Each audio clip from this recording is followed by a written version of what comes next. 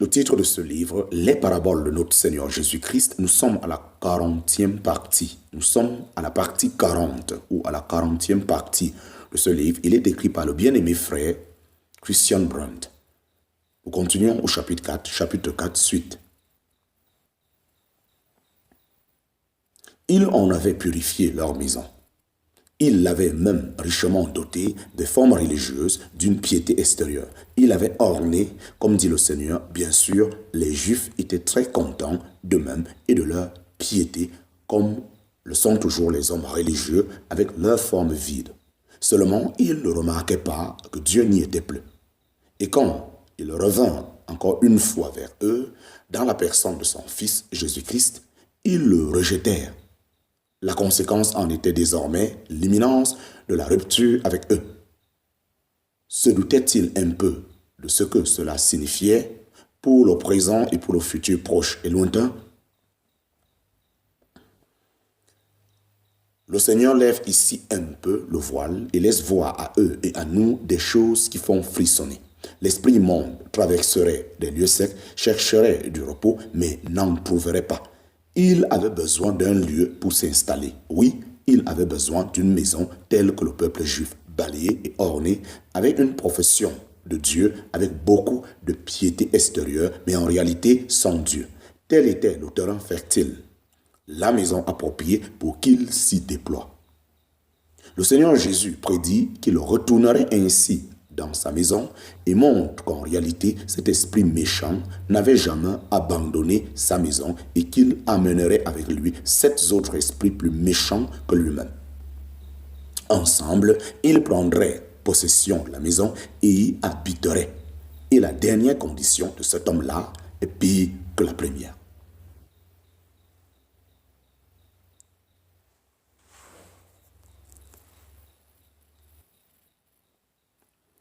Le Seigneur fait allusion par là au temps de la fin et au sort de cette génération méchante et adultère. Non seulement l'idolâtrie prendra de nouveau possession du peuple juif coupable, mais des formes de mal encore plus graves y trouveront également domicile. Ne recevant pas celui qui était venu au nom de son Père, il recevrait un autre venu en son propre nom.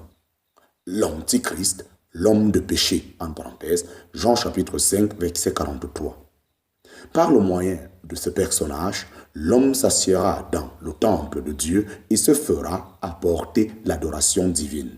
Il se présentera lui-même comme étant Dieu, en parenthèse, 2 Thessaloniciens chapitre 2, verset 3 à 4. On rendra hommage à l'Antichrist aussi bien qu'à l'image de la première bête, le chef de l'Empire romain, en parenthèse, Apocalypse chapitre 3, versets 11 à 18, et ceux qui le feront seront les hommes, la nation ayant la plus grande intelligence de la terre. Ce sont donc justement les Juifs qui redeviendront idolâtres, et c'est du milieu d'eux que se lèvera l'Antichrist par lequel Satan exercera sa puissance d'une manière effroyable jusqu'alors inconnue. Chapitre 4, petit 6 sur 3. Chapitre 4, petit 6 sur 3. Conclusion pratique. Conclusion pratique.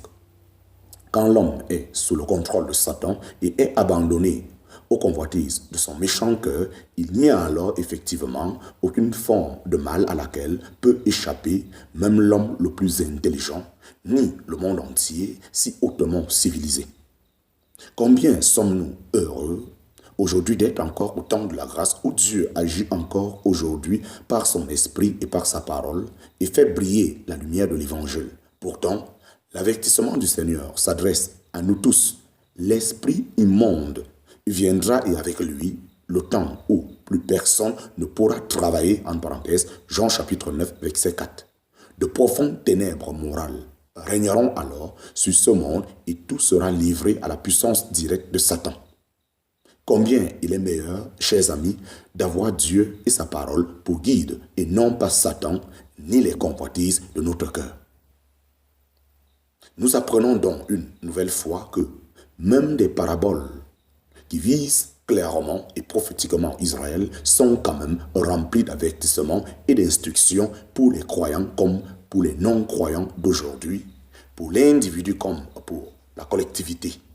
Par exemple, avons-nous appris l'inutilité absolue de vouloir maîtriser extérieurement un mal quelconque et combien l'apport de simples réformes extérieures est peine perdue? Si on ne le fait pas avec Dieu, si on ne le surmonte pas avec Dieu, rien n'est vraiment gagné. Le peuple juif avait certes reformé et balayé sa maison, et pourtant ce n'était que le premier pas vers quelque chose de pire. Ceci peut également être l'image de quelqu'un qui rompt avec une mauvaise habitude pour un temps sans toutefois recevoir Christ dans son cœur. En agissant ainsi, il s'est borné à faire de la place pour l'esprit méchant qui reviendra avec du renfort. Au lieu d'aller vers une amélioration, les choses empireront pour cette personne. Sans une œuvre de Dieu véritable dans le cœur, il y aura tôt ou tard endurcissement et Satan gagnera d'autant plus de puissance sur l'homme. La maison d'Israël ornée n'est-elle pas aussi une image frappante de la maison de la chrétienté? De la maison de la chrétienté professante? Ne se contente-t-on pas aussi ici de beaucoup de formes et réformes extérieures sans qu'on se rende compte que le Seigneur Jésus est dehors, hors du système créé par l'homme?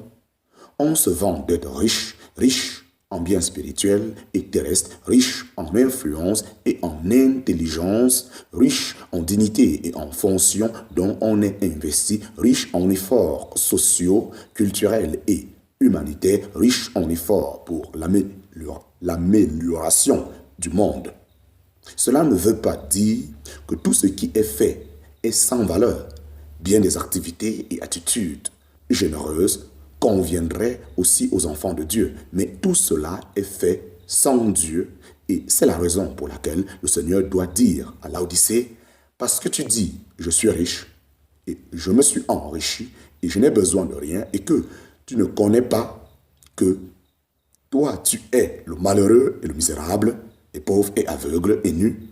Ce système sans vie sera finalement vomi de sa bouche. En parenthèse, Apocalypse chapitre 3, versets 16 à 17. Le chemin de la chrétienté sans Christ ressemble à celui du judaïsme sans Christ. Ils se rencontreront sous le règne impitoyable de l'Antichrist. Tous les privilèges de la foi judaïque seront alors abandonnés et aussi ceux de la foi chrétienne. En parenthèse, 1 Jean chapitre 2, verset 22. Et comme les esprits méchants habiteront la maison juive, de même aussi Babylone, l'église mondaine du temps de la fin, deviendra la demeure des démons et le repère de tout esprit immonde. En parenthèse, Apocalypse chapitre 18, verset 2. Quelle signification profonde et vaste se trouve contenue dans les saintes paroles du Seigneur Jésus? Puissions-nous les prendre à cœur ainsi que les avertissements qui y sont contenus? Lui nous familiarise avec la fin de ce mouvement que nous ne pouvons pas saisir dans son ensemble. Son point de vue est toujours le bon. C'est là qu'il faut mettre notre confiance et non pas dans ce que disent les hommes.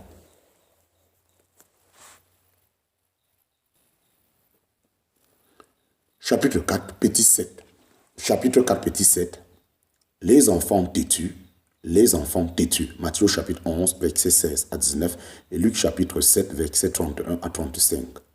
La parabole des enfants têtus jouant sur la place du marché se trouve à peu près mot pour mot en Matthieu chapitre 11, verset 16 à 19 et Luc chapitre 7, verset 31 à 35. Le contexte est aussi le même dans les deux évangiles. Le Seigneur avait parlé de Jean le baptiseur et avait montré que sous l'ancienne dispensation, la loi, parmi ceux qui sont nés de femmes, aucun n'était plus grand que Jean le baptiseur. Il avait été estimé digne d'être le précurseur direct du Seigneur Jésus pour préparer sa voie comme Messie. Et non seulement ce service exceptionnel lui avait été confié, mais Jean le baptiseur était lui-même l'objet de la prophétie. En parenthèse, Malachie chapitre 3, verset 1. Les conducteurs religieux du peuple avaient-ils accepté cette personnalité extraordinaire, les conducteurs religieux du peuple avaient-ils accepté cette personnalité extraordinaire, ce messager de Dieu? Non. Les publicains se faisaient bien baptiser par lui et ainsi ils justifiaient Dieu. C'est-à-dire, ils avouaient et témoignaient que les revendications de Dieu à leur égard étaient fondées. Mais les pharisiens et les scribes le refusaient délibérément. De cette manière, ils annulaient le propos de Dieu à leur égard. Alors le Seigneur Jésus montre à l'aide d'une petite image à quel point les hommes de cette génération, en parenthèse juifs, étaient insensés et non seulement ils étaient insensés, mais il y avait derrière tout cela une profonde méchanceté. Chapitre 4, petit 7 sous 1. Chapitre 4, petit 7 sous 1. L'image.